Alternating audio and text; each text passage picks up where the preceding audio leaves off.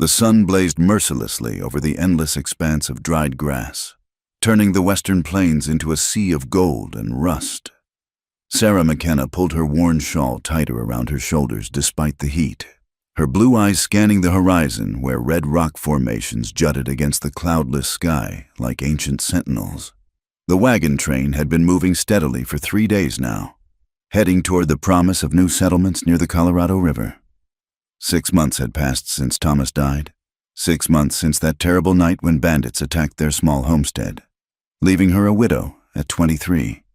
The other families in the wagon train treated her with a mixture of pity and wariness. A young woman traveling alone was an oddity, a burden, perhaps even bad luck. But Sarah had nowhere else to go. Her sister in California was her only remaining family, and the scorched earth behind her held nothing but graves and bitter memories. "Mrs. McKenna," called out Jacob Morrison, the wagon master, riding up alongside her rickety wagon. His weathered face showed concern beneath his wide-brimmed hat. "We'll be stopping at Devil's Creek for water in about 2 hours. You managing all right?" Sarah nodded, forcing a smile. "Yes, Mr. Morrison. Thank you for asking." He lingered a moment, as if wanting to say more, then tipped his hat and rode ahead. Sarah knew what he wasn't saying. They were entering Apache territory. The very thought sent a shiver down her spine despite the oppressive heat. Stories of raids and kidnappings had circulated through the wagon train like wildfire, growing more terrifying with each telling. The landscape began to change as they moved deeper into the territory. Saguaro cacti stood like giant guardians, their arms reaching toward the unforgiving sky. The wind picked up, carrying the scent of sage and something else, something wild and dangerous that made the oxen nervous. Sarah's horse, a gentle mare named Buttercup, whinnied softly and tossed her head. It happened just as the sun began its descent toward the western mountains. The attack came swift and brutal, not Apache, as everyone had feared, but white bandits who knew the wagon train's route. Gunshots cracked through the air like lightning. Women screamed. Men shouted orders that were lost in the chaos. "Circle the wagons!" Morrison's voice boomed. But it was too late. The bandits had chosen their moment perfectly, attacking when the train was stretched thin along a narrow pass. Sarah watched in horror as the lead wagon burst into flames. She grabbed Thomas's old rifle, her hands shaking as she tried to remember how to load it. A bandit on horseback charged toward her wagon, his face obscured by a dirty bandana. She raised the rifle, pulled the trigger. Nothing, she'd forgotten to cock it. The bandit's laugh was cut short as an arrow whistled through the air, striking his shoulder. He tumbled from his horse with a cry of pain. Sarah looked around wildly, trying to understand what was happening. Through the dust and smoke, she saw them, Apache warriors, attacking the bandits from the rocky outcroppings above. In the confusion, no one could tell friend from foe. The Morrison family's wagon overturned. Sarah saw little Emma Morrison crawling out from beneath it, blood streaming down her face. Without thinking, Sarah jumped from her wagon and ran toward the child. "Stay down!" she heard someone shout, but she couldn't stop. She scooped Emma into her arms just as another bandit rode toward them. This time, she had no weapon, no defense. She closed her eyes, shielding the child with her body. The impact never came. When she opened her eyes, the bandit lay on the ground, a tomahawk embedded in his back.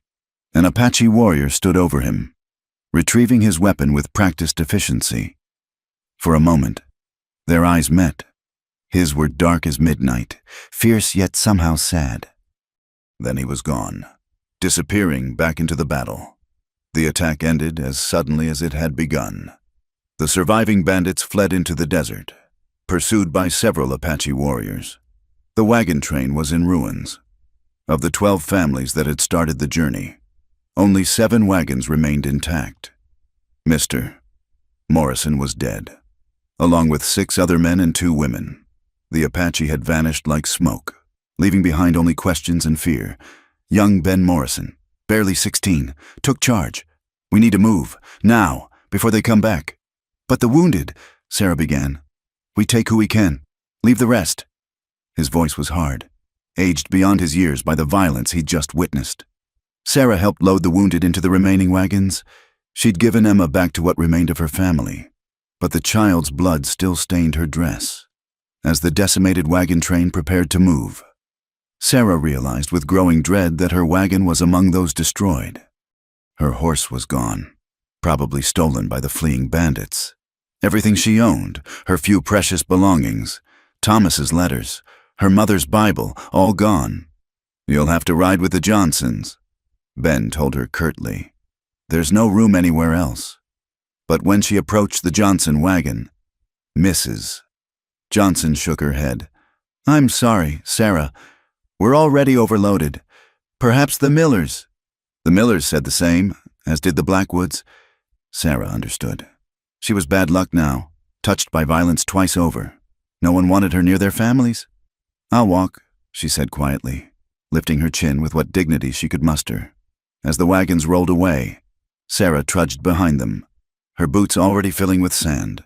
The sun was setting now, painting the desert in shades of blood and fire. She focused on putting one foot in front of the other, refusing to think about what would happen when darkness fell. An hour passed, then two. The distance between her and the wagon train grew larger. Her throat burned with thirst. Her feet bled inside her boots, when she stumbled and fell, skinning her palms on the rocky ground. She knew she couldn't get up again. The wagons were just specks in the distance now, disappearing into the purple twilight. That's when the sandstorm hit. It came roaring out of the north like a living thing, a wall of dust and fury that blotted out the stars. Sarah curled into a ball, pulling her shawl over her face, trying to breathe through the fabric. The wind howled like 1,000 demons, pelting her with sand and small rocks. She thought of Thomas, wondered if she'd see him soon. Perhaps it wasn't such a bad way to die, swallowed by the desert, becoming part of this vast and terrible landscape. Through the roar of the storm, she heard horses. Her heart seized with terror. The bandits had returned.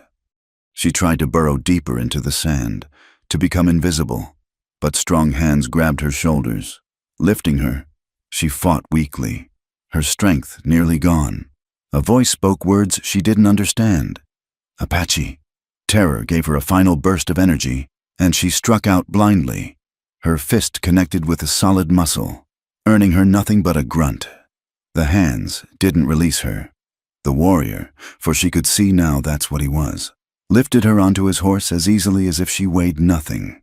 Through the swirling sand, she glimpsed his face. It was the same man from the battle, the one who had saved her and Emma. Up close, she could see he was younger than she'd thought, perhaps 30, with sharp cheekbones and eyes that seemed to look right through her. He spoke again in Apache, then switched to broken English. "Storm bad.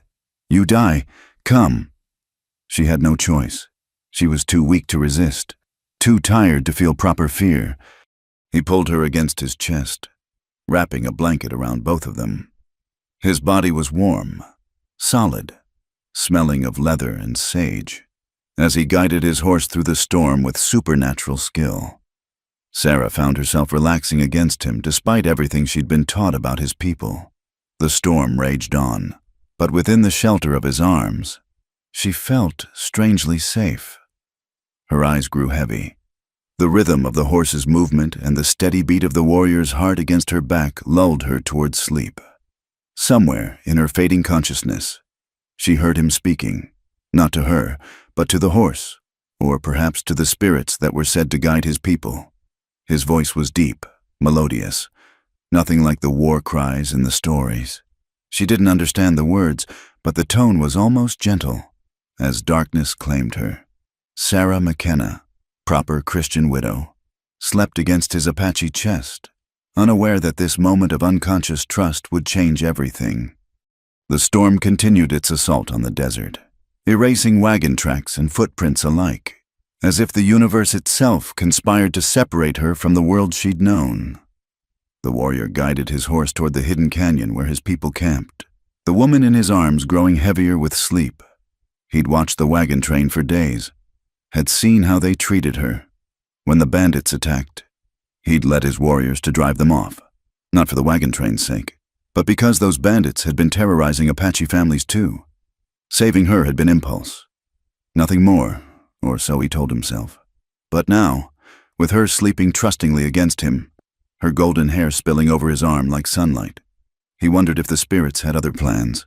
The storm began to die as they neared the camp, and stars emerged one by one, bearing witness to this unlikely pair, the Apache warrior and the White Widow, bound together by violence and storm, riding toward a destiny neither could imagine.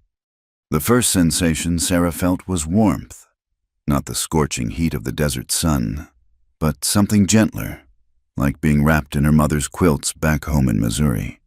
She stirred slightly, her body protesting with a dozen different aches. Memory came flooding back. The attack, the storm, the Apache warrior. Her eyes flew open. She was lying on soft furs inside what appeared to be a wickiup, its domed structure made of bent saplings and covered with brush and hides. Pale morning light filtered through the entrance, along with unfamiliar sounds. Voices speaking in Apache, children laughing, dogs barking. The normalcy of it all seemed impossibly strange. Sarah sat up quickly, too quickly. Her head spun and she had to catch herself against the packed earth floor. She was still wearing her dress, though someone had removed her boots and placed them neatly beside her. A clay pot of water sat nearby, along with what looked like dried meat on a wooden plate. The entrance flap moved aside, and an elderly Apache woman entered. Her face was deeply lined, her gray hair worn in 2 long braids decorated with beads. She studied Sarah with sharp, intelligent eyes, then spoke in heavily accented English. "You wake. Good. Drink." She gestured to the water pot. Sarah's throat was so parched she didn't hesitate. The water was cool and sweet, better than anything she'd tasted in weeks. "Thank you," she whispered. The old woman nodded. "I am Sage Mother. You are in camp of Chief Naichi. My nephew bring you from Storm." "Your nephew?" Sarah's mind raced. The warrior who'd saved her was related to this woman? Before Sage Mother could answer, a commotion erupted outside. Voices rose in what sounded like an argument. Through the wickiup's opening, Sarah could see people gathering, men, women, and children forming a loose circle. Her rescuer stood in the center, his face stoic as an older man with an elaborately decorated chest plate spoke rapidly in Apache. "What's happening?" Sarah asked, fear creeping into her voice. Sage Mother's expression grew troubled. "Black Crow says you must go. Says white woman brings soldiers, brings death." She paused, choosing her words carefully. "But something else, old law." The argument outside intensified. Sarah saw her rescuer gesture toward the wickiup where she sheltered. Several women in the crowd shook their heads, while others nodded. An ancient-looking man with a staff stepped forward, his voice cutting through the debate with unmistakable authority. Sage Mother drew in a sharp breath. "Ah, so that is how it is." "What? What is it?" Sarah grabbed the woman's arm without thinking, then quickly released it. "Please tell me what's happening." "Last night, you sleep against my nephew. All night, through storm, against his chest. No force, no rope. You trust him with your life." Sage Mother's eyes held something that might have been pity. "By old law, this means you are his woman now, his wife." The words hit Sarah like a physical blow. She stumbled to her feet, ignoring the dizziness. No, that's not. I was unconscious. I didn't choose anything." "Choices made by actions, not words," Sage Mother said quietly. "You could have fought, could have thrown yourself from horse, but you rest against him, accept his protection. In eyes of our people, this is, how you say, declaration." Sarah pushed past the old woman and burst out of the wickiup. The crowd turned to stare at her, dozens of Apache faces, some curious, some hostile, some merely surprised. Her rescuer stood rigid, his dark eyes finding hers across the distance.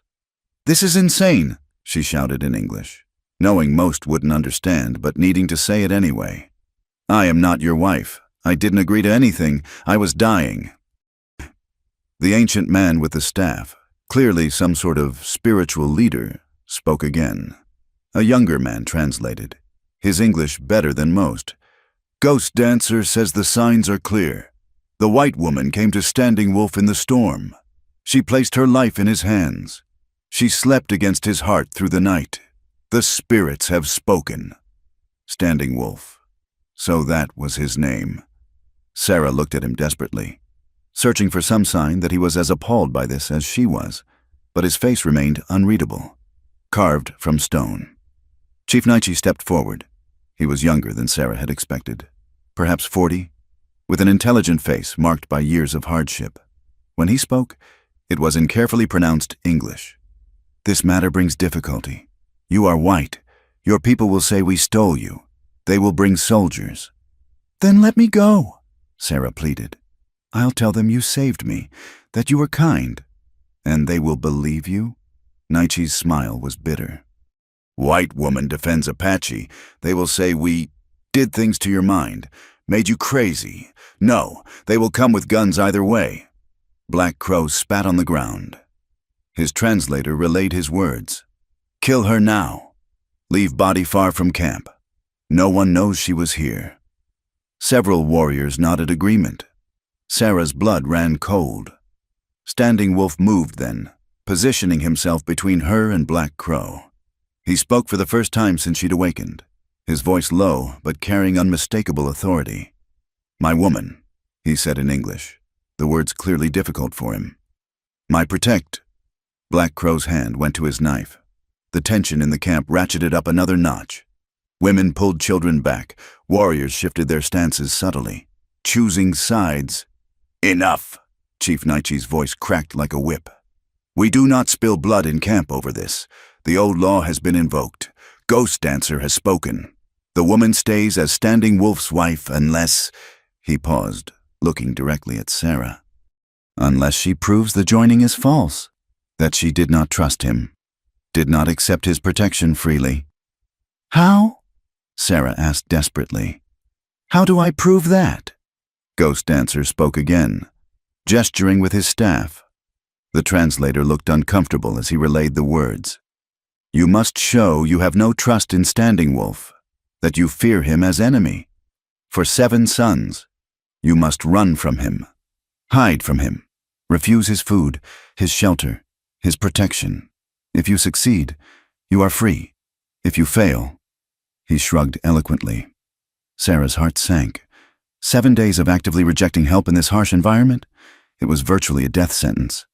She looked around the camp, at the women watching her with expressions ranging from sympathy to suspicion, at the children peeking out from behind their mothers' skirts, at the warriors clearly divided about her presence. "And if I refuse this test?" Chief Naichi's expression hardened. "Then you accept the marriage. You become Apache. You live as Apache, die as Apache, never return to White World." Sarah felt the ground sway beneath her feet. This couldn't be happening. Just yesterday morning, she'd been part of a wagon train headed for California. Now she was trapped in an Apache camp, declared the wife of a man whose language she couldn't even speak. Standing Wolf said something in Apache to Chief Naichi, then turned and walked away without looking at her. The crowd began to disperse. The morning's entertainment over. Sarah stood alone in the center of the camp, the Texas sun already climbing toward its merciless zenith. Sage Mother appeared at her elbow. "Come, you need food. Stronger clothes if you mean to run. I give you these things. It is allowed. After that—" She shrugged. "After that, you are alone." Sarah followed the old woman back to the wickiup on trembling legs. Inside, Sage Mother produced a pair of moccasins and a simple hide dress. "Your white woman clothes no good for desert. These better." As Sarah changed, she asked, "Why are you helping me?" Sage Mother was quiet for a long moment. "Standing Wolf is good man, strong warrior, but he carries much pain. His first wife, Little Dove, killed by white soldiers 3 winters past. Baby daughter too. He says he will never take another wife." She looked at Sarah meaningfully. "Yet he brings you here. Spirits work in strange ways." "I'm not his wife," Sarah insisted. "This is all a terrible misunderstanding." Perhaps not. 7 days will tell." Sage Mother handed her a water skin and a small pouch of dried meat. Advice I give. Do not run far. Desert will kill you faster than any Apache law. Hide, yes. Run, yes. But stay where you can see camp smoke, and watch for rattlesnake, scorpion, cat of the mountains. Sarah took the supplies with shaking hands. When does the test begin? When sun reaches highest point, then Standing Wolf will seek you. If he finds you, brings you back, gives you food or water or shelter, test is failed. Sage Mother's eyes held a glimmer of something that might have been amusement. He is best tracker in 5 bands. Has never lost prey. Wonderful, Sarah thought bitterly. She was expected to evade a master tracker in his own territory, with no knowledge of the land, no real supplies, and no hope of actual escape. The only thing worse than succeeding would be failing. As the morning wore on, Sarah prepared as best she could. She studied the camp's layout, the surrounding terrain, possible hiding spots. The Apache went about their daily business, pointedly ignoring her. Only the children stared openly, fascinated by the white woman who'd appeared in their midst like some exotic bird. Standing Wolf remained invisible. Sarah wondered if he was preparing too, or if he was so confident in his abilities that he needed no preparation.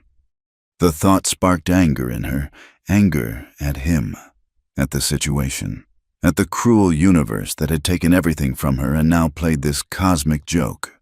When the sun reached its apex, Ghost Dancer emerged from his wickiup and struck a drum 3 times. The sound echoed across the camp like a death knell. Sarah's test had begun. She ran, clutching her meager supplies, heading for a cluster of rocks she'd spotted earlier. Behind her, she heard no pursuit. Standing Wolf would give her time to hide. She realized this was about honor, about proving the truth of their marriage, not about immediate capture. As she scrambled over the burning rocks, her white woman's skin already reddening under the fierce sun. One thought kept repeating in her mind, only to wake as his unwilling, burning bride. The irony wasn't lost on her. She was burning indeed, burning with anger, with fear, with the desert sun that threatened to cook her alive. And somewhere in this vast, hostile landscape, her husband was preparing to hunt her down. 7 days. She just had to survive 7 days. The 7 days had passed like 7 years. Sarah's test had ended in failure on the 4th day when exhaustion and dehydration finally overcame her stubborn will. Standing Wolf had found her collapsed behind a cluster of desert willows, barely conscious, lips cracked and bleeding. He'd carried her back to camp without a word, his face revealing nothing of what he thought about her desperate attempt at freedom. Now, 3 weeks later, Sarah sat outside the wickiup she unwillingly shared with Standing Wolf, watching the daily life of the Apache camp unfold before her. The hostility had not faded. If anything, it had intensified. Women walked wide paths around her. Children were scolded for staring, and warriors looked through her as if she didn't exist. "White witch," she heard them whisper in broken English when they thought she couldn't hear. "Bad luck, woman." Only Sage Mother continued to treat her with basic kindness, teaching her essential Apache words and showing her how to prepare food. Standing Wolf himself was more ghost than husband. He slept outside the wickiup, left before dawn for hunting or scouting, and spoke to her only when absolutely necessary. This morning was different. A commotion at the camp's edge drew everyone's attention. A hunting party was returning, but something was wrong. They carried a small figure between them, a child. Sarah recognized him as Little Hawk, a boy of perhaps 8 years, who was one of the few who still smiled at her when his mother wasn't looking. "Mountain cat," someone said in English for her benefit, or perhaps to blame her presence for this misfortune too. The boy's leg was badly mauled, blood seeping through the rough bandages. The camp's medicine woman, Singing River, was away gathering herbs. The wounded child's mother wailed, cradling her son's head as his face grew paler. Sarah watched the chaos, her hands clenching and unclenching. Back in Missouri, she'd helped the local doctor treat injuries many times. She knew what needed to be done, but she also knew her place here. Any interference would be seen as more white meddling, more proof that she didn't belong.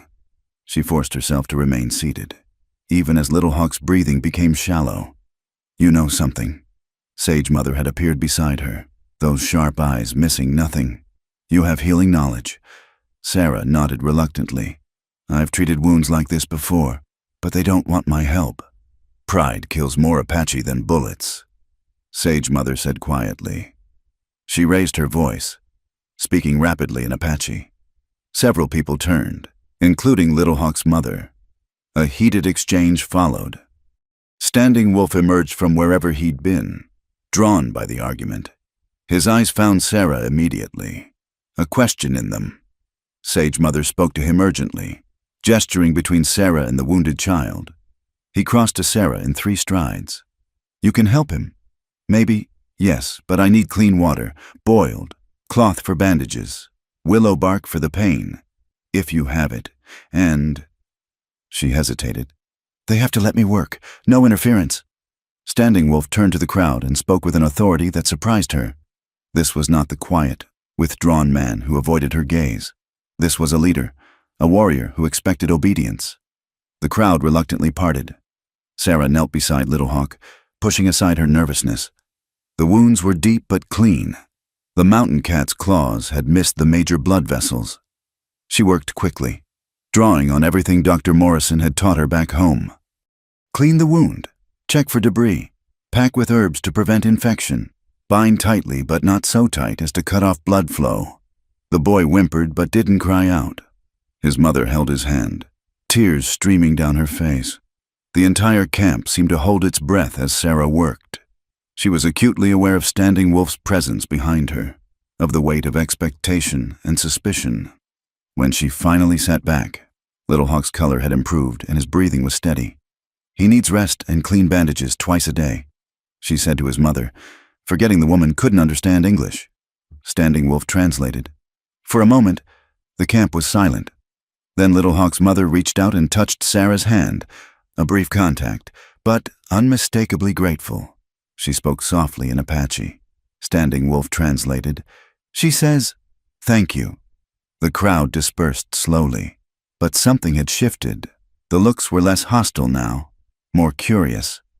A few women lingered, watching as Sarah cleaned up the medical supplies. One, braver than the rest, asked through gestures about a cut on her own hand that had been slow to heal. Over the following days, Sarah found herself becoming an unofficial assistant to Singing River, who returned from her herb gathering to find her position not usurped, but enhanced. The medicine woman was suspicious at first, but practical enough to recognize useful knowledge when she saw it. "White medicine, Apache medicine," Singing River said one morning as they worked side by side, preparing poultices. "Both have power. Together, maybe stronger." It wasn't acceptance, not truly, but it was a beginning. Sarah learned to identify desert plants with healing properties, while teaching Singing River about preventing infection and proper wound cleaning. The children, always the first to forgive, began approaching her again. Standing Wolf remained distant, but she caught him watching her sometimes when he thought she wasn't looking. Their arrangement was awkward at best, married in the eyes of the tribe, but strangers in every real sense. He continued to sleep outside, entering the wickiup only to retrieve belongings. One evening, as Sarah was returning from helping with a difficult birth, she found Black Crow blocking her path. His eyes were dark with anger, and he spoke in English, wanting her to understand every word. "You think you fool us? Play good white woman, help Apache children." He spat at her feet. "I know what you are. Spy. You count our warriors, learn our ways, then run to soldiers." "That's not true," Sarah said, trying to keep her voice steady. "I never asked to be here." "No, you asked to die in desert. Standing Wolf should have let you." His hand went to his knife. "Maybe I fix his mistake." Sarah stepped back, her heart racing. The camp seemed suddenly very far away. But before Black Crow could move, Standing Wolf appeared like a shadow given form. He spoke quietly in Apache, but his tone carried lethal warning. Black Crow sneered something back. Standing Wolf's response was to simply step between them, his back to Sarah, facing down the other warrior. The message was clear: to get to her, Black Crow would have to go through him. For a moment, violence hung in the air like smoke. Then Black Crow laughed, an ugly sound, and walked away. Standing Wolf turned to Sarah, his face unreadable in the dying light. "Thank you," she whispered. He studied her for a long moment. "You helped, Little Hawk. Why? They are not your people." Sarah thought about how to answer. A hurt child is a hurt child. It doesn't matter what color their skin is or what language they speak. Something flickered in his eyes. Surprise, perhaps, or recognition. "Your heart is good," he said finally. But Black Crow is not alone in his thinking. "Many believe you bring danger." "And you?" The question slipped out before she could stop it. "What do you believe?" Standing Wolf was quiet so long she thought he wouldn't answer.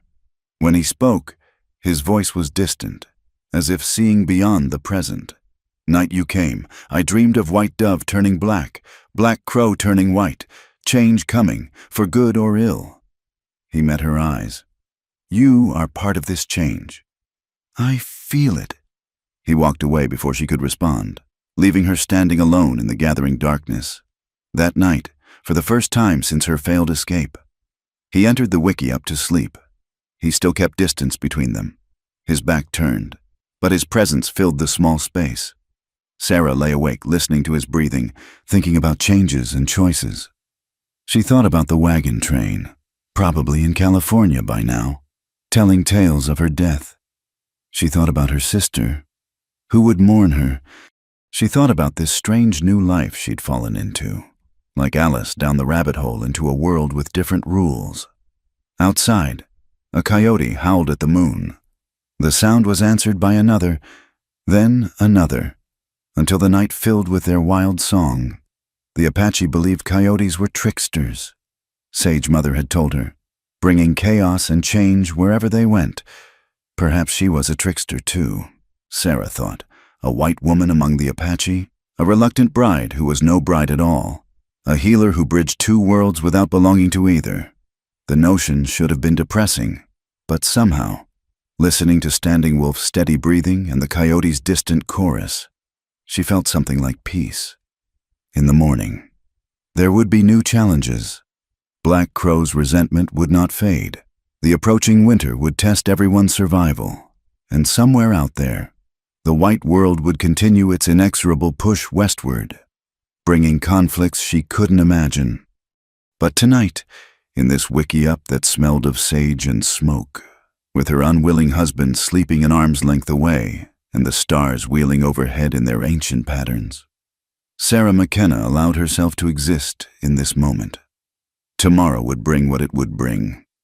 She reached out in the darkness, not to touch Standing Wolf, but to feel the buffalo hide that separated them. It was warm from his body heat, solid and real. On the other side, she heard his breathing change, knew he was awake and aware of her movement. Neither spoke, but in that shared silence, something shifted between them.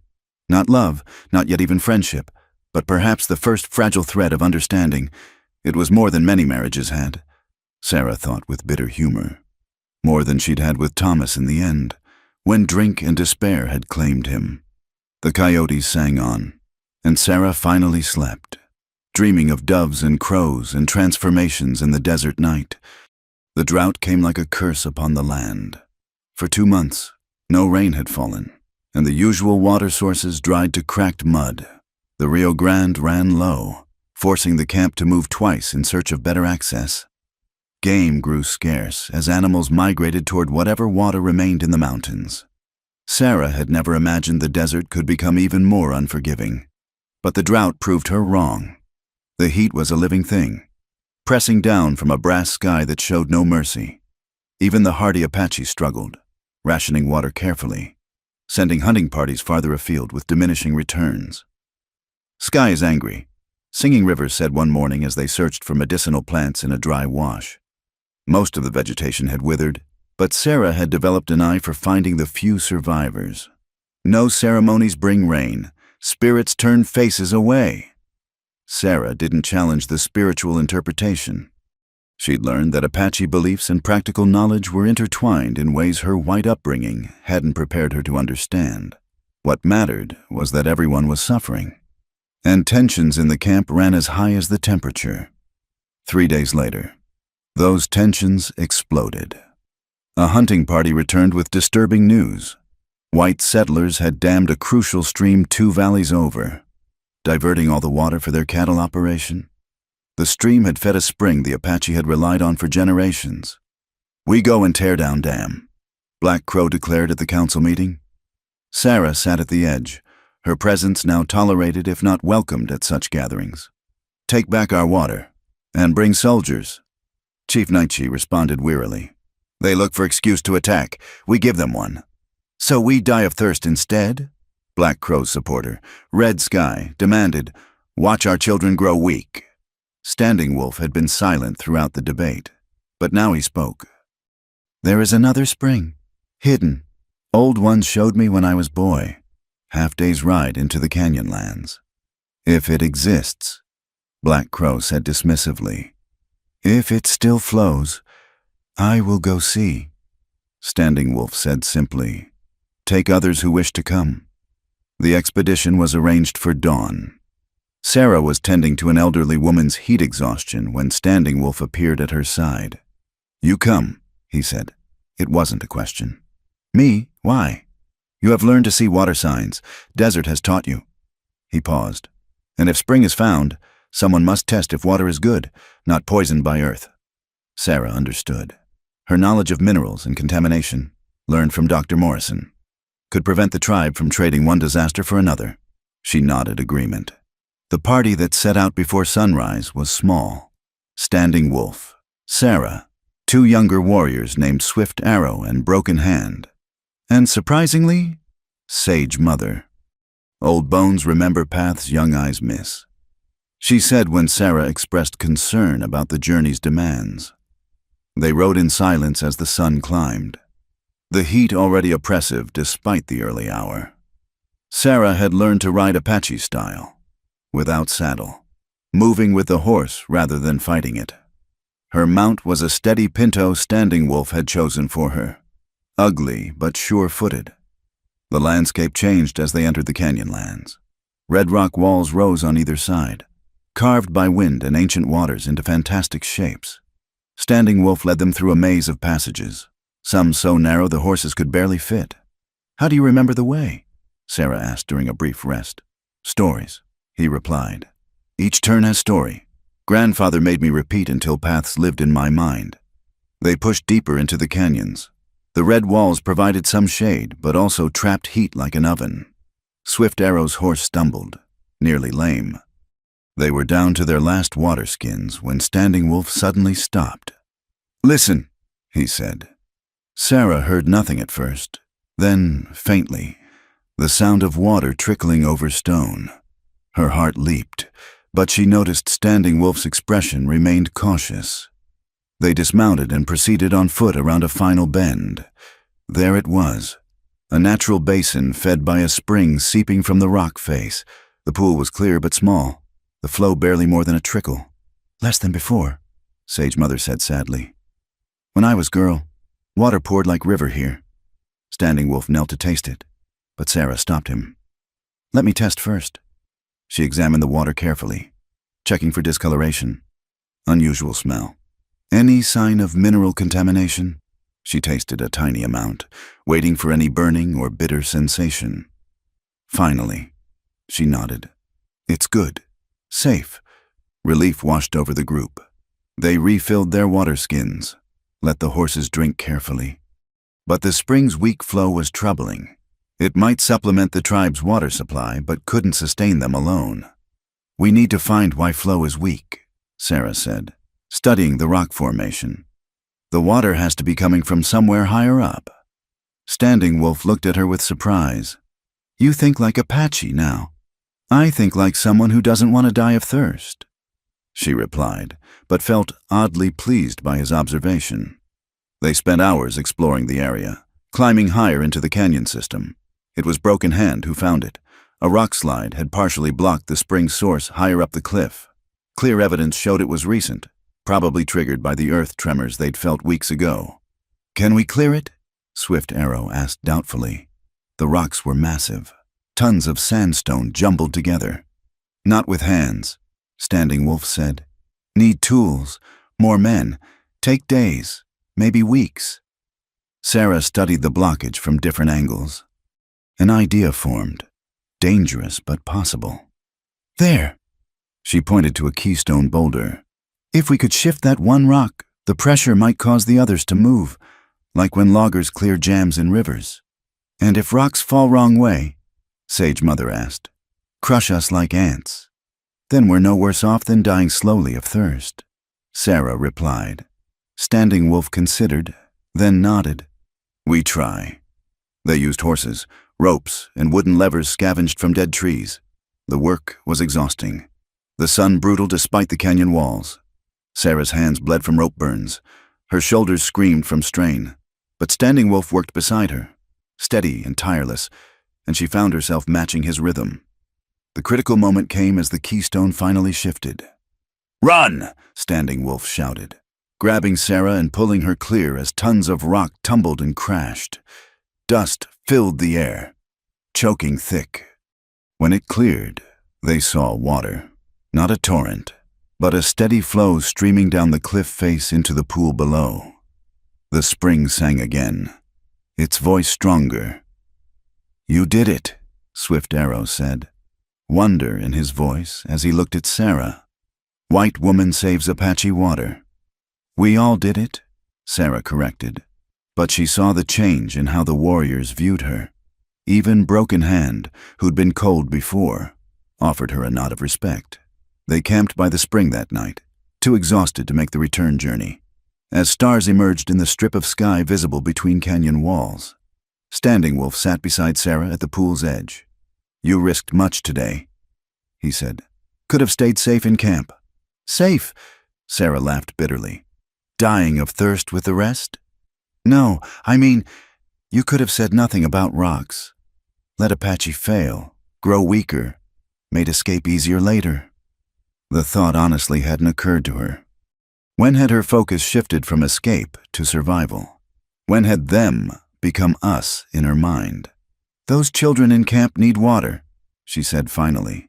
"That's all that mattered." Standing Wolf was quiet for a long moment. Then he reached for his neck, removing a small leather pouch he always wore. From it, he pulled a blue stone carved into the shape of a bird. "This was Little Dove's," he said, his voice carefully neutral. "She wore it on wedding day. I would like you to have it." Sarah's breath caught. She understood the significance of this gesture, the wall he was breaking down. "I can't. Please." He pressed it into her hand. "You have eagle heart. See far. Fly high. Little Dove would understand." Sarah closed her fingers around the small carved bird, feeling its smooth warmth. "Tell me about her." And he did, there by the restored spring under desert stars. He spoke of meeting Little Dove at a gathering of bands, her laugh that sounded like water over stones. Their daughter, Morning Star, who had her mother's eyes and his stubborn spirit. The attack that took them while he was away hunting, returning to find only ashes and sorrow. "Thought my heart was buried with them," he said quietly. "Dead thing in chest, but you." He struggled for words in English. "You make it beat again, different rhythm, but alive." Sarah felt tears on her cheeks. Without thinking, she reached out and touched a scar on his forearm. "This? From that day. Tried to dig through Burning Lodge. Warriors pulled me away." His hand covered hers. "Was angry they saved me. Long time angry. And now?" He turned her hand over, tracing the calluses and cuts from today's labor. "Now I think spirits knew you would come. Knew I needed reason to live, even if I fought against it." The moment stretched between them, fragile and profound. Then Sage Mother's snoring from across the camp broke the spell, and they both laughed softly. "We should sleep," Standing Wolf said. "Long ride tomorrow." But neither moved. They sat by the singing spring, hands barely touching, as the stars wheeled overhead and the desert night wrapped around them like a blanket. For the first time since that sandstorm brought them together, Sarah didn't think about the life she'd lost or the future's uncertainty. She existed in this moment, beside this man who was learning to live again just as she was learning a new way to be. When they finally made camp, Standing Wolf spread his blanket beside hers without comment. They lay looking up at the stars through the canyon's narrow opening, the spring's gentle music their lullaby. "Thank you," Sarah whispered. "For the stone, for everything." "No," he replied softly. "I thank you for seeing water where others saw only rock, for seeing man where there was only ghost." Sarah clutched the carved bird, feeling its edges press into her palm. Tomorrow they would return to camp with news of water. There would be celebration, but also more challenges. Black Crow's resentment, the settlers' dam, the drought's continuation. But tonight, she had this, the sound of flowing water, the warmth of Standing Wolf beside her, and a small blue bird that carried the weight of trust and perhaps the first whispers of something deeper. The desert had taken everything from her, stripped her down to bare survival. But perhaps, she thought as sleep finally claimed her, it was giving something back, something unexpected and precious, flowing like water from stone. The news traveled faster than wildfire. Within days of their return with water, whispers reached the camp. The white woman who lived with the Apache had been seen. A trader passing through the settlements had recognized Sarah from descriptions given by survivors of her wagon train. The story spread through the frontier towns like poison. A white woman held captive, forced into savage ways, needing rescue. Sarah learned of it from Singing River, who had heard from her cousin who traded with the Mexicans. "Soldiers will come," the medicine woman said grimly. "White men say you are prisoner. Say we." She made a gesture that needed no translation. "But that's not true," Sarah protested. "I could tell them." "Tell them what?" Singing River's eyes were sad but knowing. "That you are wife to Apache warrior? That you choose to stay? They will not believe. Will say we poisoned your mind, used dark magic." She touched Sarah's sun-browned arm. "You look Apache now. Dress Apache. Speak our words. To them, this is proof we stole your soul." The camp buzzed with tension. Chief Naichi called council after council, debating whether to move deeper into Mexico or stand their ground. Black Crow used every opportunity to remind people that he'd warned them about keeping the white woman. "She brings death to us," he declared loudly enough for Sarah to hear as she passed. "Blue coats will burn our lodges looking for her." Standing Wolf had grown quieter with each passing day, the brief warmth from their night at the spring retreating behind walls of worry. Sarah found him one evening sitting alone on a ridge overlooking the camp, his rifle across his knees. "You're standing guard," she observed, settling beside him. "Someone must watch." He replied without looking at her. "Soldiers could come any time." "This is my fault?" Sarah said quietly. "If I hadn't—" "No." His voice was sharp. "Fault belongs to those who see only what they wish to see, who think Apache cannot have willing white wife." The word wife still felt strange between them, but less so than before. In the weeks since finding the spring, something had shifted. They shared the wiki up now, without awkwardness. She knew how he liked his meat cooked, which mocassins he preferred for hunting. He brought her interesting stones from his travels, knowing she collected them. Small intimacies that built like sediment into something solid. "What will happen when they come?" she asked. Standing Wolf finally looked at her, and she saw fear there. Not for himself, but for her, for his people. "Depends on how many. If few, maybe we talk. If many..." He gestured toward Mexico. "We run, always running." 3 days later, the dust cloud appeared on the horizon. Sarah was helping repair fishing nets when the scout's whistle pierced the air. Women grabbed children, men reached for weapons. The evacuation plan, practiced many times, went into effect. But as the riders drew closer, it became clear this wasn't the army. Just 6 men, civilian clothes, riding hard. Sarah's heart sank as she recognized the lead rider, Samuel Morrison, Ben's older brother, from the wagon train. The others were hired guns by their look, hard men with harder eyes. Chief Naichi met them at the camp's edge, Standing Wolf and other warriors flanking him. Sarah stayed back, but Samuel spotted her immediately. "Sarah McKenna!" he called out. Thank God, we've come to rescue you." The word rescue fell into the silence like a stone into still water. Sarah felt every eye in the camp upon her. This was the moment. She could go with them, return to her old life, leave all this behind. No one would stop her if she chose to go. She stepped forward slowly, aware of Standing Wolf's rigid posture, of the weapons held ready on both sides. Samuel dismounted, his face showing relief and something else, a possessive gleam that made her uncomfortable. "You poor thing," he said, reaching for her. "What have these savages done to you? Don't worry, we'll get you cleaned up and proper again." Sarah stepped back from his reaching hands. "I'm not going with you, Samuel." Confusion crossed his face. "What? You don't understand. You're safe now. We've come to take you home. I am home," she said quietly, but firmly. The silence stretched taut. One of the hired guns shifted in his saddle, hand moving toward his pistol. Standing Wolf's rifle lifted slightly in response. "They've done something to her mind," Samuel said to his men, then louder. For the Apache to hear. "She's not thinking clearly. Look at her, dressed like one of them. Probably forced to... His face reddened. "We're taking her, by force if necessary." "Try," Standing Wolf said in clear English, stepping forward. "See what happens. So you speak our language, savage?" Samuel sneered. "Is she your squaw then? Did you ruin her?" The insult hung in the air like a challenge. Sarah saw Standing Wolf's knuckles whiten on his rifle, saw warriors on both sides tense for violence. In that moment, she understood with crystal clarity. Blood would spill here. People would die, all for the sake of rescuing her from a life she'd chosen. "Enough!" She stepped between the two groups, addressing Samuel but speaking loudly enough for all to hear. "Yes, I am his wife, by my own choice.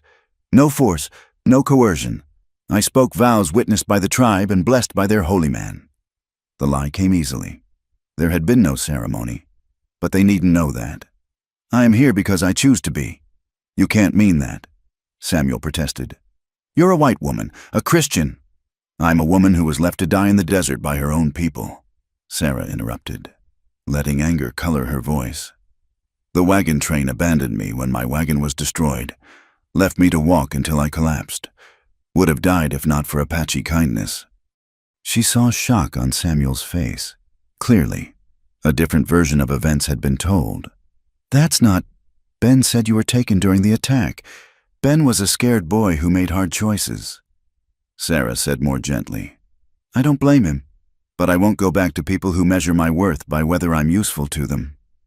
She touched the blue bird carving at her throat. "Here, I am valued. Here, I am loved." The last word slipped out unbidden, but she didn't take it back. She felt Standing Wolf move closer behind her, not touching but present, supporting. Samuel's face cycled through emotions. Disbelief, anger, disgust. "You're making a mistake. When the army comes, and they will come, they won't care about your choices. They'll slaughter every Apache here and take you anyway." "Then I'll stand with my husband and my people," Sarah replied. "As a wife should." One of the hired guns spat tobacco juice. "Waste of time. Morrison. Woman wants to be a squaw. Let her... Plenty of other white women need saving who'll be grateful for it." But Samuel wasn't done. His hand moved to his saddlebag. "I have something for you. From your sister." He pulled out a letter. "She thinks you're dead. Mourns you." Sarah's resolve wavered. Martha, her only blood family, mourning her. She took the letter with trembling hands but didn't open it. "I'll write to her. Let her know I'm alive and well. But I won't return." "You're really choosing them over your own kind?" Samuel's voice dripped disdain. "Over civilization? Over God?" "I'm choosing love over fear," Sarah said simply. "Peace over prejudice. A hard life with meaning over an easy one, without..." She stepped back, closer to Standing Wolf. "Please go. Tell anyone who asks that I'm here by choice, that I'm happy." Samuel looked like he wanted to argue further, but one of his men spoke up. "Morrison, we need to go. This place will be swarming with bucks soon." With a final disgusted look, Samuel mounted his horse, When you come to your senses and it'll be too late. No decent white man will have you after this." "Good," Sarah replied. "I already have the only man I want." They rode away in a cloud of dust and shouted curses. Sarah stood watching until they disappeared, aware of the profound line she'd just crossed. There would be no going back now. The frontier would know she'd chosen the Apache way. She'd be dead to that world. Standing Wolf's hand touched her shoulder. "You spoke truth," he asked quietly in Apache. "About choosing, about love." Sarah turned to face him, seeing vulnerability in his warrior's eyes. "Did you not know?" she replied in his language. The great tracker who reads sign in dust could not read sign in woman's heart. His hand cupped her face with infinite gentleness. "Hoped, feared to hope. Fear no more," she whispered. Around them, the camp slowly returned to normal activities, but Sarah saw the change in how people looked at her. She had been tested in a way their own traditions couldn't devise, and she had chosen them over her birth people. Even Black Crow watched with something that might have been grudging respect. That night, Chief Naichi called her to his fire. "Your words today may have prevented bloodshed," he said, "but they also seal your fate. The white world will not forgive what they see as betrayal." "I know," Sarah replied. "Army will still come. Your choice will not stop them." "I know that too." The chief studied her. "Then we must prepare, and you must truly become one of us, not just in dress or language, but in ceremony, in spirit." He glanced at Standing Wolf. "A proper joining, blessed by all traditions. So when soldiers come, they face not captive and captor, but Apache family united." Sarah felt Standing Wolf's tension and understood.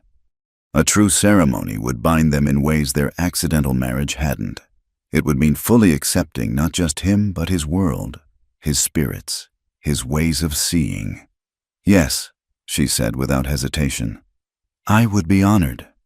Later, in their wiki-up, Standing Wolf held her as she finally read Martha's letter by firelight.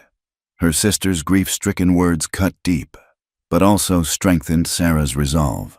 The woman Martha mourned, proper, obedient Sarah who did what was expected. That woman had died in the desert. Who lived now was someone stronger, someone who chose her own path. "Will you write to her?" Standing Wolf asked. "Yes, tomorrow. I'll tell her I'm alive, that I'm happy, that I've found where I belong." She folded the letter carefully. "She won't understand, but maybe someday." "Someday doesn't matter," Standing Wolf said, pulling her closer. "Only today matters. Today, you chose us, chose me, every day," Sarah promised, turning in his arms. "I choose you every day." Outside, thunder rumbled, the first promise of rain in months. The drought might be ending, Sarah thought, but storm clouds of a different kind were gathering. The army would come. As Chief Naichi predicted, their love, their life, would be tested by forces greater than either of them. But tonight, with the rain beginning to fall and her husband's arms around her, Sarah allowed herself this moment of peace. She had crossed her Rubicon, burned her bridges back to the white world. Whatever came next, she would face it as what she had become, an Apache wife, a woman who chose love over convention, belonging over blood. The rain drummed harder on the wiki-up, and Sarah smiled. The desert was blooming again, and so was she. The ceremony was set for the full moon, 3 weeks after Samuel Morrison's visit. In that time, the camp transformed, despite the looming threat of military intervention, or perhaps because of it. The Apache threw themselves into preparation with determined joy. This would be a proper wedding, a binding not just of two people but of two worlds, witnessed by spirits and blessed by tradition. Sarah found herself swept into a whirlwind of activity. Sage Mother and Singing River took charge of her preparation, teaching her the women's ceremonial songs, the meaning behind each ritual element. Her wedding dress was crafted by the best seamstresses in the camp, soft doeskin adorned with hundreds of tin cones that would sing with her movements. Intricate beadwork telling stories of strength and adaptation. You cannot wear white woman's sadness into new life.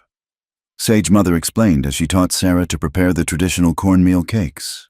Must leave sorrow at river. Let water carry away. Start clean. The cleansing ceremony took place at dawn, a week before the wedding. Sarah stood waist-deep in the cold river water while the elder women sang prayers around her. As instructed, she spoke her griefs to the flowing water: Thomas's death, the loss of her old life, the pain of abandonment, the fear of an uncertain future. The river took them all, carrying them away toward distant seas. When she emerged, shivering but somehow lighter, Standing Wolf was waiting on the bank with a blanket. He wrapped it around her shoulders, his eyes soft with understanding. "Feel different?" he asked. "Empty," Sarah said, then reconsidered. "No, not empty. Ready. Ready to be filled with something new." But the shadow of approaching danger grew darker each day. Scouts reported increased military activity at Fort Buchanan. The trader who supplied information to Singing River's cousin had stopped coming, suggesting the settlements were preparing for conflict. Chief Naichi ordered extra sentries and began planning evacuation routes. "We do ceremony, then move camp," he decided at council, "into the canyon lands where horses cannot follow easily." Black Crow, surprisingly, had become less hostile since Sarah's public declaration. He still didn't trust her fully, but her rejection of the white rescuers had earned something like respect. "You spoke strong words to white men," he told her one evening as she helped his wife repair a torn buffalo hide. "Maybe heart is Apache after all. We see." 2 nights before the ceremony, Standing Wolf disappeared. Sarah woke to find his place empty, his weapons gone. Panic seized her until Sage Mother explained, "Is custom, warrior must go alone to sacred place, speak with spirits, ask blessing for joining, prepare his heart." She patted Sarah's hand. "He returns morning of ceremony, or not. If spirits say no." "What do you mean, or not?" Sarah asked, alarmed. "Sometimes spirits show warrior he chooses wrong path. Sometimes warrior doesn't return at all. Desert takes him, or enemies, or his own doubts." Sage Mother's eyes twinkled.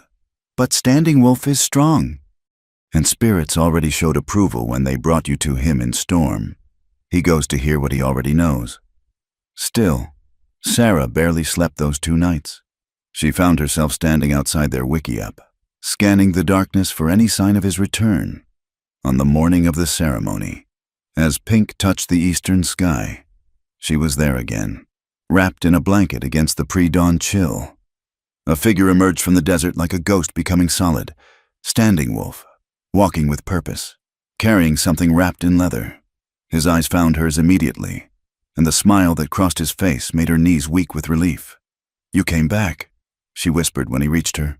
"Always," he replied, touching her face briefly. "Spirit spoke, showed me things." He handed her the leather bundle. "This is for you. For today." Inside was a necklace, not Apache made, but clearly ancient. Turquoise and shell beads interspersed with carved fetishes of unfamiliar design. "From the old ones," Standing Wolf explained. "Found in sacred cave. Spirit said it waited for you, for woman who bridges worlds." The day passed in a blur of preparation. Sarah was bathed again, her hair washed with yucca root until it shone, then dressed in the beautiful wedding clothes. The tin cones made music with every movement, and she felt transformed, neither the grieving widow from Missouri nor fully Apache, but something new, something uniquely herself. The ceremony began at sunset. The entire camp gathered in a great circle, with a ceremonial fire burning at the center. Chief Naichi presided, with Ghost Dancer invoking the spirits. Sarah entered from the east, Standing Wolf from the west, meeting at the fire as tradition demanded. The rituals were complex, meaningful. The sharing of corn pollen, the binding of hands with a sash woven from both Apache materials and threads Sarah had salvaged from her old dress. They walked clockwise around the fire 4 times, once for each direction, while the people sang blessings. When it came time for words, Standing Wolf spoke first in Apache, then English so Sarah would understand fully. "Before my people and all spirits, I take you as wife. Not because law says, not because tradition demands, but because heart chooses. You came in storm, stayed through drought, brought water from stone. You heal with gentle hands, fight with fierce spirit. I give you my protection, my provision, my truth. I share your joy, carry your sorrow, until last star falls. You are mine, and I am yours. Sarah's response came in Apache first, halting but clear, then English. Before your people who have become my people, before spirits I'm learning to honor, I choose you as husband. You saved my body from storm, my spirit from despair. You showed me strength can be gentle, that different worlds can touch without breaking. I give you my trust, my loyalty, my tomorrow. I tend your fire, share your path, heal your wounds, until the last star falls. I am yours, and you are mine. The crowd murmured approval at her Apache words. Even Black Crow nodded. Then came the surprise. Chief Naichi produced a worn Bible, one of the few trade goods the Apache had kept rather than sold. White woman's tradition too must be honored, he said solemnly. Speak words your people need. It was irregular, mixing Christian and Apache elements. But Standing Wolf took her hands and spoke the familiar vows she'd grown up with. I, Standing Wolf, take you, Sarah, as my wedded wife, to have and to hold from this day forward, for better, for worse, for richer, for poorer, in sickness and in health, to love and to cherish, till death do us part. Sarah repeated the words, tears streaming down her face. Two traditions, two worlds, joined in one ceremony. When Chief Naichi pronounced them married by both laws, the camp erupted in celebration. The feast that followed was joyful despite the rationing made necessary by drought and impending flight. Everyone had contributed something precious preserved foods, carefully hoarded delicacies. There was dancing, storytelling, laughter that pushed back the darkness of uncertainty.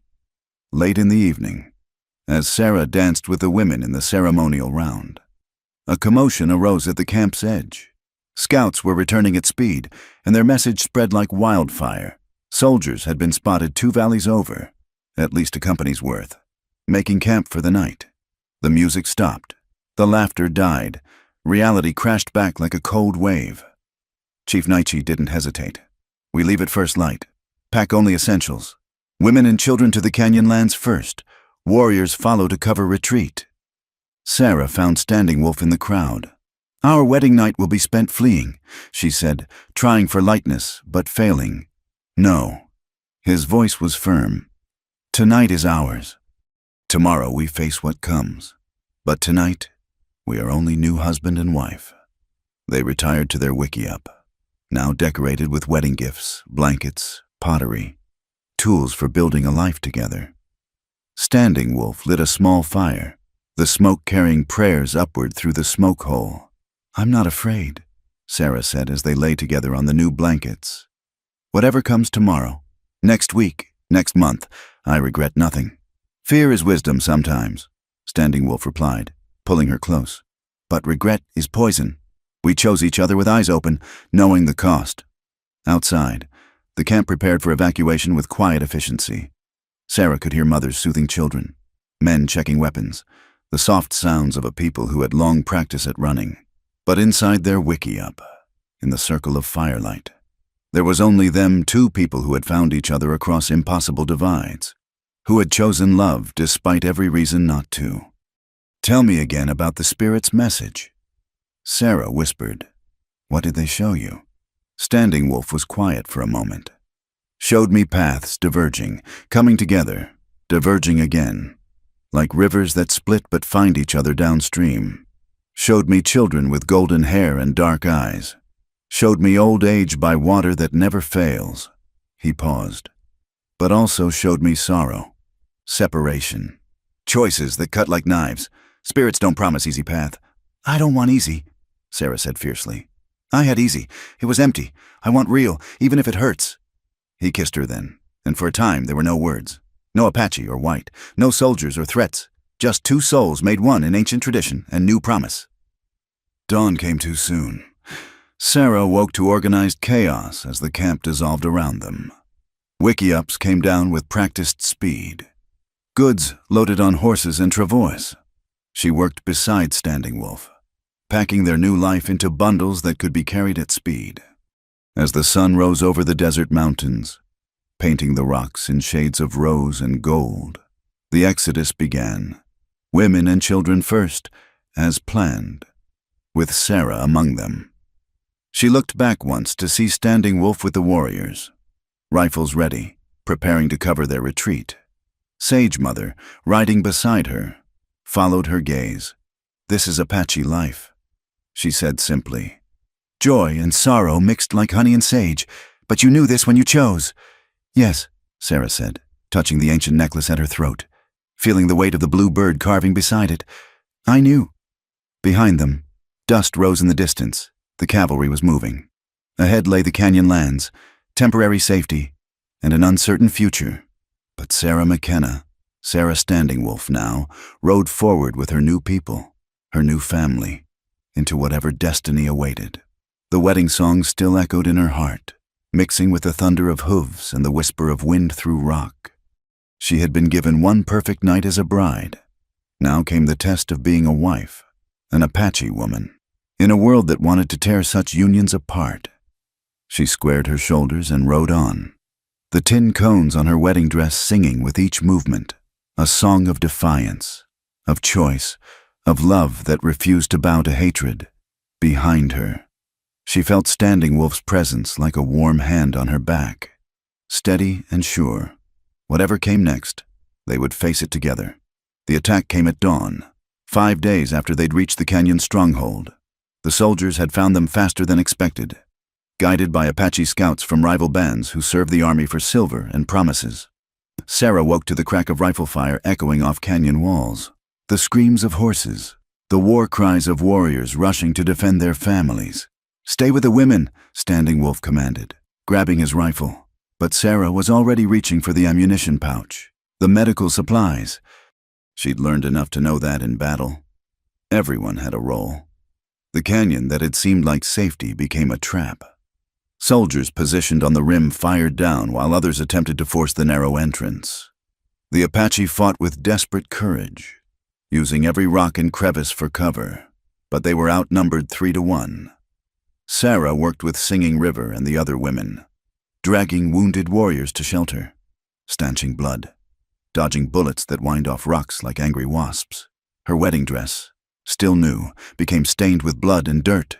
Through the chaos, she caught glimpses of Standing Wolf, moving like smoke between defensive positions, his rifle speaking death to any soldier who showed himself. By midday, the situation was desperate. 7 warriors had fallen, including Swift Arrow, the young man who'd helped find the hidden spring. The soldiers had brought a mountain howitzer, and shells began falling into the canyon, each explosion shaking the earth and sending deadly rock fragments flying. "We cannot hold," Chief Naichi said grimly as the defenders gathered for a brief council. "Must break through, scatter, meet at Crying Woman Springs if we survive." It was then that the soldiers revealed their true purpose. A voice called down from the rim, amplified by a speaking trumpet. Sarah recognized it with a chill. Colonel Marcus Wade, known across the territory as an Indian fighter who took no prisoners. "Apache dogs, we know you have the white woman, Sarah McKenna. Send her out unharmed, and we'll allow your women and children to leave peacefully. You have 1 hour." The proclamation fell into sudden silence. Every eye in the canyon turned to Sarah. She felt the weight of their gaze, some hopeful, some resigned, some calculating. Even among those who'd accepted her, the arithmetic was simple. 1 white woman's life against the survival of their children. "No." Standing Wolf's voice cut through the silence like a blade. "She is Apache now, my wife. We do not trade our people to buy mercy from wolves." Black Crow stepped forward, and Sarah expected him to argue for accepting the deal. Instead, he spat toward the canyon entrance. "Standing Wolf speaks truth. She proved herself at the spring, at the wedding. To give her up would bring dishonor on us all." But Sarah had already made her decision. The faces of the children huddled in the caves. Little Hawk, whom she'd saved, now facing death because of her presence. She couldn't bear it. "I'll go," she said quietly. "No." Standing Wolf grabbed her arms. "You don't know what they'll do. I know what they'll do here if I don't." Sarah interrupted. Look at our people. Husband, look at the children. How many will die for the principle of keeping me? All of them, if needed. Chief Naichi said solemnly, "That is what it means to be Apache. We do not abandon our own." The hour given by Colonel Wade passed in fierce debate. Sarah argued for sacrifice, Standing Wolf for resistance, others torn between honor and survival. In the end, it was Ghost Dancer who provided an unexpected solution. "There is another way," the old shaman said. "White soldiers want to be heroes. Save white women from savages. Give them dead savages. Living women. They go away satisfied. Tell their story. You suggest we die for theater?" Black Crow asked skeptically. "Not die, appear to die." Ghost Dancer smiled, a rare expression on his weathered face. "Old medicine. Make warriors seem dead. Wake later when soldiers gone." It was desperate, depending on deception and the soldiers' eagerness to claim victory. But it offered hope. Quickly, they prepared, Ghost Dancer's medicine distributed to volunteers. Blood from the wounded used to make the deception convincing. Sarah would be fought over and captured in view of the soldiers. "You must make it real," Standing Wolf told her as they prepared. "Fight me, scream, make them believe you want rescue." "And after?" Sarah asked. "They'll take me back to their world. I'll never be able to return." "You will." His certainty was absolute. "I will find you. Wherever they take you, I will come." The performance began as planned. Warriors who'd taken Ghost Dancer's medicine fell convincingly as blank charges were fired. Sarah fought Standing Wolf with genuine desperation, not to escape him, but to make the watching soldiers believe. When he finally fell, the medicine making his breathing so shallow as to be undetectable, she had to force herself not to cradle him, not to weep over his still form. Soldiers poured into the canyon, Colonel Wade at their head. He saw Sarah standing over Standing Wolf's body, her dress torn, hair wild, the perfect image of a rescued captive. "Mrs. McKenna, thank God we found you." He dismounted, approaching carefully as if she were a spooked animal. "You're safe now. These savages will never hurt you again." Sarah let herself collapse, exhaustion both real and performed. As soldiers lifted her, she saw the dead Apache being left where they fell. The colonel's interest was in live prisoners for trial, not corpses. The surviving women and children were being herded out, as promised, their men apparently dead. "No!" Sarah suddenly fought the soldiers holding her. "You said you'd let them go peacefully." "And we are," Colonel Wade said soothingly. "They'll be taken to the reservation at San Carlos. Better life than these mountains. I assure you, regular food. Civilizing influences." Sarah bit back her response.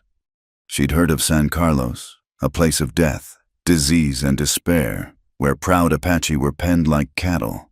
But arguing would break her role as traumatized captive, as they led her away. She managed one look back. Standing Wolf lay motionless where he'd fallen, along with a dozen other warriors.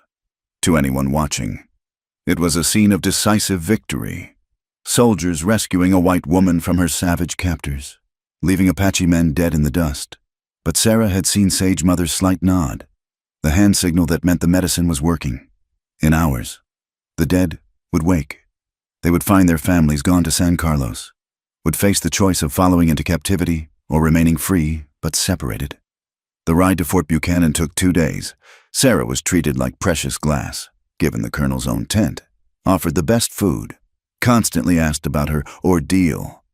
She played her part, speaking little, flinching from kindness as if it were foreign after months of supposed brutality. The trauma she's endured, she heard the fort doctor tell Colonel Wade. It may take years for her to recover fully. The mind can break under such strain. "Poor woman," Wade replied. "To think what those animals must have done. Well, she's safe now. We'll send her to her sister in California as soon as she's strong enough to travel." But Sarah's apparent weakness was calculation. She listened to everything, learned the routines, identified opportunities. Standing Wolf had promised to find her, but she had no intention of waiting passively. The Apache had taught her strength, survival, patience. She would use all three to reunite with her husband. On the fourth night at the fort, as she lay in the infirmary bed they'd insisted she needed, Sarah heard commotion outside. Apaches had been spotted in the hills, hostiles who'd escaped the roundup.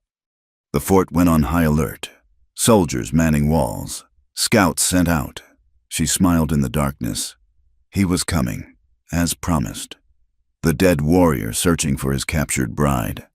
But Sarah knew he couldn't take her from the fort by force. Too many soldiers, too many guns. They would need to be cleverer than that. The next morning, she began her own campaign. First, she needed to convince them she was recovering, becoming civilized again. She asked for proper clothes, submitted to having her hair arranged in white woman's fashion. She spoke of her sister, of longing for California, of gratitude for rescue. "It's remarkable," the fort commander's wife said, watching Sarah embroider, a skill she'd never lost despite months of different work. "You'd never know to look at her what she's endured." But at night, Sarah watched the hills through her window. Sometimes she thought she saw movement, a flash of light that might be a signal mirror. Once, she found an eagle feather on her windowsill that hadn't been there the night before. He was close, waiting for their moment.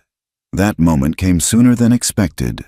A supply wagon train arrived, heading for California. The commander decided Sarah was recovered enough to travel with it, under guard for her protection. It would take her through Apache territory. Dangerous, but faster than waiting for a proper escort. Sarah packed the few things she'd been given, including hidden within them the blue bird carving she'd refused to let them take, claiming it was a memento of her dead husband from the wagon train. As the wagon train prepared to leave, she scanned the horizon one last time. There, barely visible on a distant ridge, a lone rider. Even at that distance, she knew Standing Wolf's silhouette. He raised his rifle once, a salute and a promise, then vanished into the landscape. Sarah climbed into the wagon with the commander's wife's maid, who would accompany her as far as Tucson. The soldiers were vigilant, but relaxed. What Apache would attack a heavily guarded wagon train just for one woman? An Apache who'd promised to find her. An Apache who'd shown her that love could bloom in the harshest desert. An Apache whose death had been greatly exaggerated. As the wagon train rolled out of Fort Buchanan, Sarah touched the hidden blue bird carving and smiled. The soldiers thought they were taking her to safety, to civilization, to her old life. They were wrong. They were taking her exactly where Standing Wolf wanted her to be, outside the fort's protection. In territory he knew like his own heartbeat, where a determined warrior could reclaim what was his. The game wasn't over. It had barely begun. The rescue came on the third night out from Fort Buchanan. Sarah lay awake in the wagon, listening to the guards' routine movements. When she heard it, the call of a nighthawk, repeated 3 times, Standing Wolf's signal. Her heart raced as she slowly sat up, careful not to wake the maid sleeping beside her. Then chaos erupted. Not an attack, something more subtle. The horses began screaming and bucking, breaking their tethers. Soldiers ran to control them, shouting contradictory orders. In the confusion, Sarah saw shadows moving between the wagons. Not many, perhaps 3 or 4 warriors, creating maximum disruption with minimum force. A hand touched her shoulder. Standing Wolf, his face painted for night raiding, eyes bright with fierce joy. "Come," he whispered. "Now." Sarah didn't hesitate. She grabbed her small bundle, the one containing her Apache dress and the blue bird carving, and slipped from the wagon. They ran low, using the milling horses as cover. Behind them, she heard the maid wake and scream. "The savages have taken Mrs. McKenna!" But by then, they were beyond the circle of wagons, melting into the darkness. Other shapes joined them. Black Crow, surprisingly, and 2 younger warriors. They ran in silence, covering ground with the efficient lope Sarah had learned during her months with the Apache. Only when they reached the hidden horses did Standing Wolf speak. "San Carlos Reservation is 3 days south. Our people were taken there, but not all." He helped her mount. "Ghost Dancer led some families into Mexico. Others scatter, hide. We gather who we can, then decide. They rode hard through the night, changing horses at a cache Standing Wolf had prepared. As dawn broke, they took shelter in a box canyon, the horses hidden behind a screen of brush, safe for the moment. Sarah finally allowed herself to collapse into Standing Wolf's arms. "You came," she breathed against his chest. "Said I would." His hold tightened. "But Sarah, things are bad. Very bad. The soldiers burn ranches they say helped Apache, shoot men who resist, take children to white schools far away." His voice roughed with emotion. "Our world breaks apart. Then we build a new one," Sarah said fiercely. "Together." Black Crow approached, his expression grim. "Soldiers will follow. They want her back. Make big show of saving white woman. We cannot stay here." "Where can we go?" one of the younger warriors asked. "Mexico means leaving forever. Reservation means slow death." Sarah had been thinking about this during her captivity. "There's another way," she said slowly. "My sister in California. She has a ranch in the Sierras, isolated. If we could get there." "Live on white woman's charity?" Black Crow spat. "Hide like dogs. Live free," Sarah countered. "Work the land, build something new, not Apache way, not white way, something different." Standing Wolf considered. "Your sister would accept Apache on her land?" "Martha is different. Her husband died last year. She wrote me this before I left. She's alone, struggling to keep the ranch. If we came as workers, family, she might accept it." Sarah touched Standing Wolf's face. "It's not perfect, but it's hope." The debate continued as they rested. Some argued for Mexico, others for attempting to free their people from San Carlos. But as the sun climbed, they heard hoofbeats. Many hoofbeats. The army was tracking them. No more time for talk. Standing Wolf decided, "We ride for California. Those who wish to come, come. Others can go their own path." In the end, all 5 chose to stay together. They rode hard for days, dodging army patrols, living on dried meat and what little water they could find. Sarah's white woman's clothes were abandoned for her Apache dress. She would not pretend anymore to be what she wasn't. On the 7th day, exhausted and desperate, they faced a crisis. The army had telegraphed ahead. Posters with Sarah's description were in every town, every stage stop. Kidnapped white woman, reward for information. They couldn't use the main roads, but the desert routes were running dry. It was then that unexpected help arrived. At a hidden spring, they found Sage Mother waiting with a small band of escapees, women and children who'd fled San Carlos, including Little Hawk and his mother. "Ghost Dancer dreamed you would come here," Sage Mother explained. "Said the white Apache woman would lead us to new land." She smiled at Sarah's expression. "Yes, you are white Apache now. Not 2 things, but one new thing." Their group had grown to 15, too many to move quickly, too few to fight if cornered. But Standing Wolf and Sarah developed a desperate plan. They would split up, the women and children taking a longer but safer route through the mountains, the warriors creating diversions to draw pursuit. "No." Sarah grabbed Standing Wolf's arm when he explained, "We just found each other. I won't lose you again." "Not lose," he promised. "Different paths to same place. Like rivers the spirits showed me." He pressed a paper into her hands. A map, carefully drawn. "Your sister's ranch. I meet you there at next full moon." The parting was agony, but Sarah understood the necessity. She watched Standing Wolf ride away with the warriors, then turned to face her own challenge leading Apache women and children through hostile territory to a sanctuary that might not even accept them. The journey took 2 weeks, 2 weeks of hiding from pauses, of children crying from hunger, of Sage Mother growing weaker with each day, but also 2 weeks of bonds growing stronger. Sarah learned the women's stories, each a tragedy of loss and endurance. They learned hers, this white woman who'd chosen their world even as it crumbled. When they finally staggered onto Martha's ranch in the Sierra foothills, Sarah hardly recognized her sister. Martha had aged, hardened by widowhood and frontier life. But her eyes widened with shock and something like joy when she saw Sarah. "Sarah? My God, we thought you were dead." "I was," Sarah said simply. "That Sarah died. I'm someone else now." The reunion was complicated. Martha's initial joy turned to confusion as she took in Sarah's Apache dress, the indigenous women and children with her, but Sarah had judged her sister's character correctly. Martha was lonely, struggling, and above all, practical. "They'll work?" Martha asked after Sarah explained. "No stealing, no violence." Sage Mother understood enough English to answer, "We work hard, make good ranch." You see, it wasn't instant acceptance, but it was a beginning. The Apache women proved their worth quickly, their knowledge of plants and medicines invaluable. The children helped with animals, showing a gentleness that surprised Martha. Days passed. The full moon approached. Sarah found herself watching the horizon constantly, fear growing with each sunset.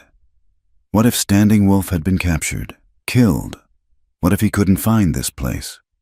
On the night of the full moon, Sarah sat outside, unable to sleep. The ranch was quiet. The Apache family settled in the old bunkhouse and barn. Martha had gone to town for supplies, trusting Sarah to manage things. A huge step. Then she heard it, the Nighthawk's call. 3 times. Standing Wolf emerged from the shadows. Thinner, a new scar on his cheek, but alive. Behind him came Black Crow and one of the young warriors. The 4th had been killed creating a diversion. Sarah flew into his arms, not caring who might see. "You found it?" "Found you," he corrected. "Always find you." The reunion was bittersweet. They grieved the lost warrior, worried for those still trapped at San Carlos or scattered across the territory. But here, in this unlikely sanctuary, they had carved out a small space for hope. Martha returned the next day to find her ranch transformed. The Apache men had already begun repairs she couldn't afford, using traditional techniques adapted to available materials. She stood speechless as Standing Wolf introduced himself as Sarah's husband. "This is insane," Martha said finally. "If people in town knew I was harboring Apache, then we make sure they don't know." Sarah said firmly, "We're Mexican workers. If anyone asks, mixed families, not so unusual in California." It wouldn't be easy. They all knew that. The world outside would never fully accept them. The Apache would always mourn their lost homeland. Sarah would always straddle 2 worlds. But that night, as they all shared a meal, Apache fry bread and Martha's beef stew, a mixing of traditions, Sarah felt something she hadn't experienced since before Thomas died. Not just hope, but home. Standing Wolf sat beside her, solid and real. Sage Mother told stories that made the children laugh. Martha, awkward but trying, attempted a few words in Apache that Black Crow corrected with unexpected patience. "I may have been your unwilling bride once," Sarah whispered to Standing Wolf as the stars emerged. "But now, I am burning for you. For this, for the life we're building from ashes, like the bird of white man's stories." Standing Wolf replied, remembering tales she'd shared. "Phoenix dies in fire, lives again." He touched the blue bird carving at her throat. But this bird didn't die, changed, became something new. Outside, coyotes howled in the distant hills, trickster spirits that had brought change whether for good or ill. But here in this unlikely gathering, 2 worlds carefully learning to exist in the same space, the change felt like a gift. Sarah looked around the table at her strange, wonderful, fractured family. They'd lost so much. Homeland, tradition, certainty. But they'd found something too. Resilience, adaptation, love that transcended boundaries. The old Sarah McKenna would never have imagined this life. But the white Apache woman she'd become wouldn't trade it for all the safety and propriety in the world. She was home, truly home, in a place between worlds where love had built a bridge strong enough to hold them all. In the distance, thunder rumbled, rain coming to break the drought at last. Sarah smiled and squeezed Standing Wolf's hand. Let the storms come. They'd weathered worse. They were survivors. All of them. And sometimes, in a world that demanded you be one thing or another, survival meant creating your own space where you could be both. Neither. Something entirely new. The desert had taken everything from her, then given her everything in return. She was Sarah McKenna. She was White Apache. She was Standing Wolf's wife and Martha's sister and Sage Mother's daughter in choice. She was burning still, not with loss or longing, but with life itself, fierce and bright as the stars overhead. She was home. Thank you for listening to this tale from the Wild West. If you enjoyed Sarah and Standing Wolf's story, I'd love to know where you're listening from. Please share in the comments below. Don't forget to subscribe to From Wild West channel for more stories of love, courage, and survival in the American frontier. What did you think of Sarah's transformation? Would you have made the same choices? Share your thoughts. I read every comment and love connecting with fellow Western romance enthusiasts.